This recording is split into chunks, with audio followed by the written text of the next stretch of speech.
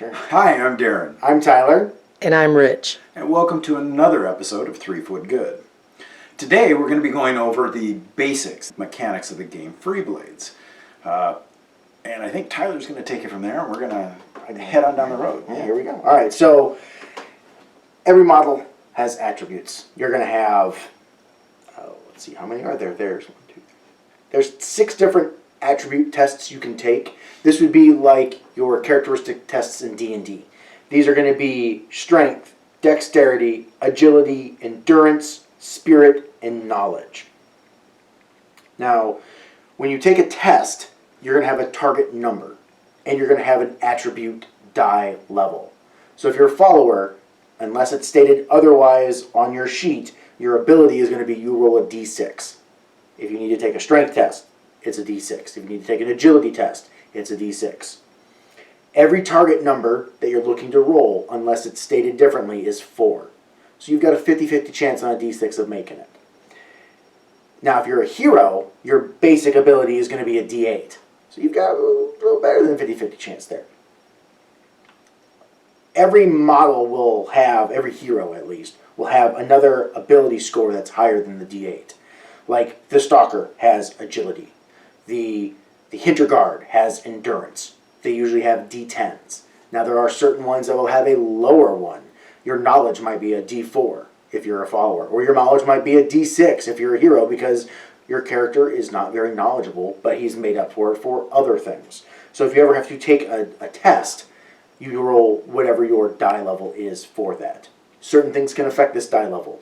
We're going to go over magic at one point, and spells can increase or decrease a target's ability. It can either be by +1, which means you add 1 to the die roll, -1, so you would -1 from your die roll, or it could increase the die roll. Meaning if you're supposed to roll a d8 and you get +1 die level, it now goes up to a d10. If you are at a d8 and you get -1 die level, it goes down to a d6. The standard dice you're going to need for this is the standard set that you would use in any D&D game, which includes a d4, a d6, a d8, a d10, a d12, and then you'll need a d20, though you probably won't use that in your starter games. Very rarely will you go above the d12 in your starter games, only if you buff your leaders or if you play demons. Demons do have one that has a d14. Yes, I said d14. This game has dice in pretty much every even number from 4 to 30. It also has a D9. And there is also a D9 artifact. Several of them, actually, now. Yeah. So It's an odd die to roll, but it is. Yeah. I should have brought it out. The company that makes this game also makes dice, so you can actually get them from the manufacturer at your probably your local hobby store. But for the base game, you can just go to any hobby store and use their basic Chessex. dice set. You just have to make sure it's got those dice in it. Anyone that's played any kind of role-playing games, Dungeons & Dragons, Pathfinder, Shadowrun, any of those, you're already familiar with the dice and the dice system. The way this works is when you get increases, it's either a +1 or it's a +1 die level or +2 die level. Correct. As the game goes. Now, the other cool mechanic in this game is they have spiking. It's exploding dice is what it's called in other games, and this is called spiking. So let's say you have a d8 ability, but you need to roll a 10. Oh, I just fail. No, you don't. If you roll your d8 and you roll the highest number, so you roll an 8, you get to roll again, and then you add this die to your number. So if I rolled an 8 the first time, I rolled a 6. 8 plus 6 is 14. I've now passed. I've made my 10. That is how even your d4 peasant that's trying to attack the awesome High Quester of Vidunar can hurt him. Because if he keeps rolling the 4s, he'll get above his defense value and eventually will wound him. There is a record. They keep a record. How many The highest spikes that are recorded, which is kind of a cool thing that they do. And it's I don't know what that is now. It's for each die level has its own, and I believe the one that I remember the most is I believe the D4 was like 30. it was up there. It was crazy. It has to be done at an official event or something with a sanctioned DGS games person, a quester, or at a tournament that's run by one or something along those lines. So you can't just be in the basement with your buddy and be like, I just rolled 100 on a D20 because I rolled 25 times. That's not how that works. But it is kind of cool. They update it regularly, and it's cool. It's on their website, the last I saw. It might be on the Freeblades Facebook group as well. Anyways, back to the game at hand. So every model has a speed. This is a characteristic that every model has. It'll be a 1, 2, well, I guess there is one model that doesn't have a speed because he can kind of teleport himself around with a talent. He has a demon talent. But normally you're going to have a speed between 5 and probably 9 that you would have. Some go up as 10 if you're mounted on a horse, or if you're flying a winged creature. Look at you, Trezorites. But, you know, whatever. It's fine. You also have a MAR rating. Every model will have a MAR rating. What that is your melee attack, your melee attribute rating. So that is what you're going to roll when you try to hit. There is also something called a RAR, which is your ranged attack rating. You'll roll that when you're trying to shoot. Casters have a CAR, a casting attribute rating. If you have a melee weapon, which everybody should have, it'll talk about what the melee weapon is called and the damage die you're going to use for it. The ranged weapon will then say if it's a longbow, a short bow, composite bow, a dagger, a sling, whatever. Every model will have a defense. This is the number you are trying to reach or beat with your 2-hit roll. So either your MAR or your RAR is trying to hit this defense. You also have an armor value. Your armor value is what your weapon damage is trying to equal or beat. So let's say you attack this Khazaric Forge Warden. Well, his defense is 5 because he has a shield. So if you roll a 5 or more on your attack, you hit him. But he's got armor value of 6. So whatever your damage is, you've got to roll a 6 or more to damage him. You then have life points. Followers will generally have 1 life point, which means as soon as they take a wound, they're dropped. Does not mean they are dead, they're just dropped. They've taken the hit, they're out of the fight for the rest of this game. Heroes will start with 2. Your leader gets a bonus 1 for 3, and then if you have a higher endurance, you gain more. The other thing you have is a discipline level. This is what you're going to take if you have to take a panic check, or a fear check, or if you don't want to shoot the closest enemy and you're not next to your leader, you have to take a check because you have to shoot the closest enemy. Well, we kind of talked about it earlier with target numbers. I'm going to go into depth with that now. So your target number is the number you need to roll or get higher than on your die roll. If you beat that number by 10 or more, you get a critical success. For every 10 you beat it by, it's an additional critical success. So the most common thing is trying to hit. So like in the instance of the peasant with the knife, that's a D4 attack rating and a D4 damage rating, trying to hit the defense 5, armor 6 Knight of Vidunar because he's got some buffs on him and he's uber increased and he's up there. He's your campaign leader.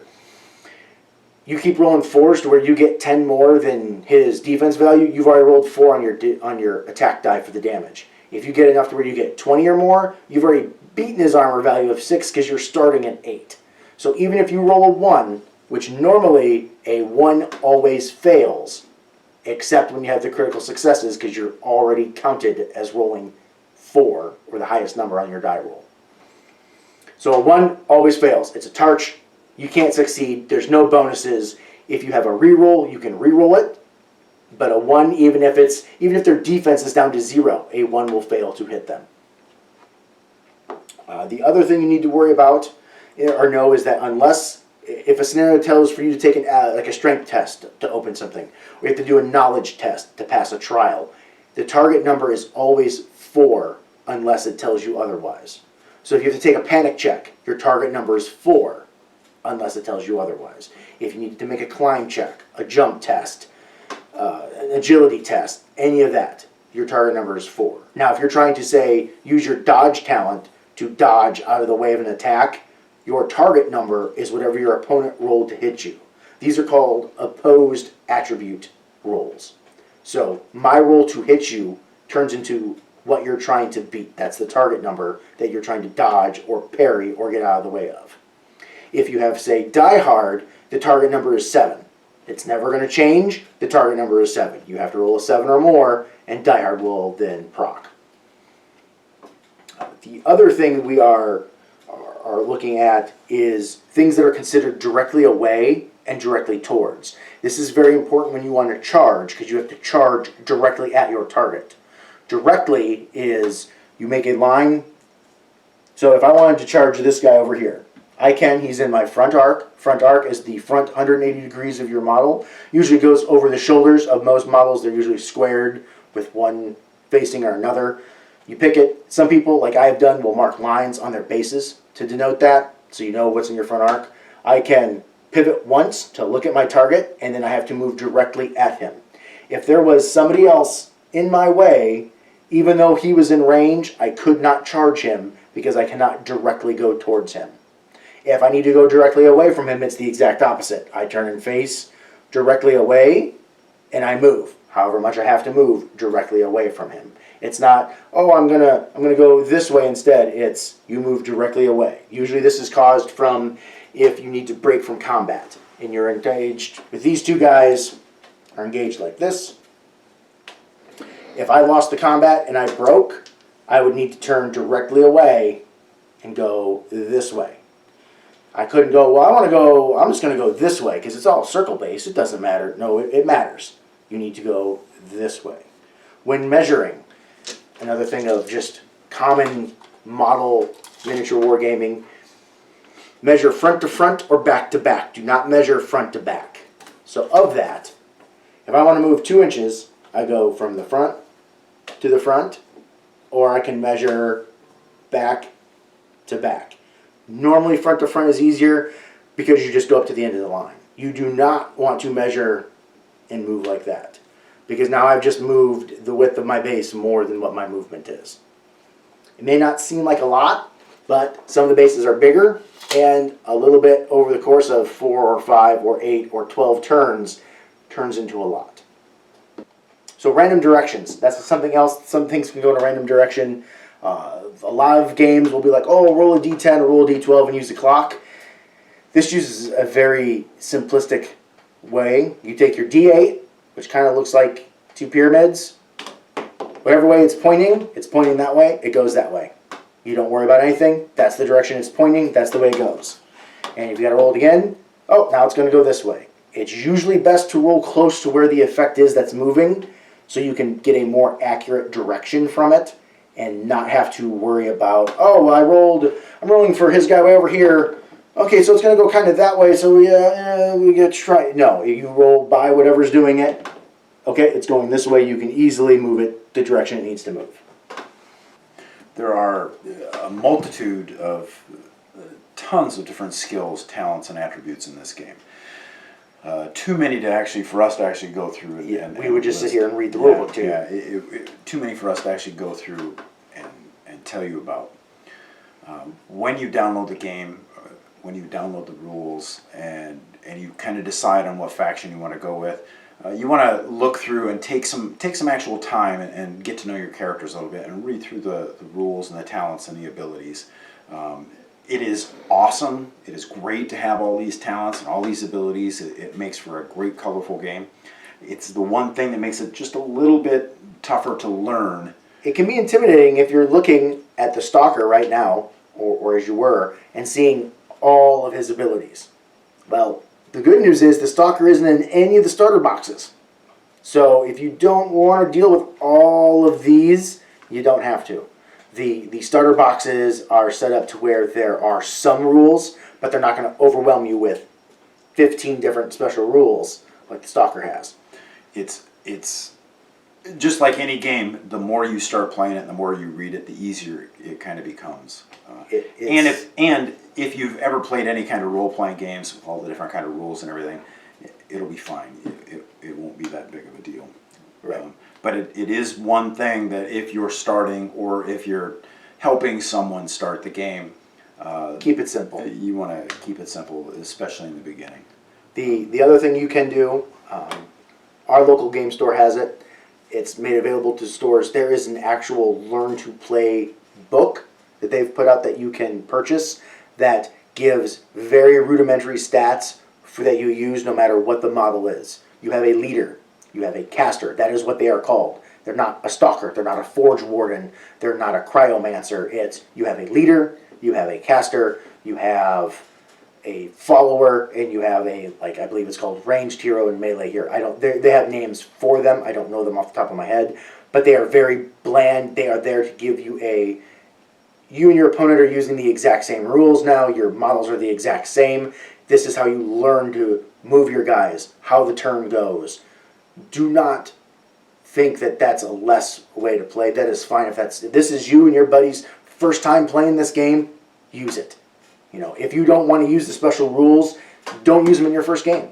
If you just want to learn how to move, how you interact, and how to do the attacks and the defenses, then just go ahead and do that. Don't worry about the abilities. It's all fine. So, on that, I think we're going to end this video. So just get out there and roll some dice.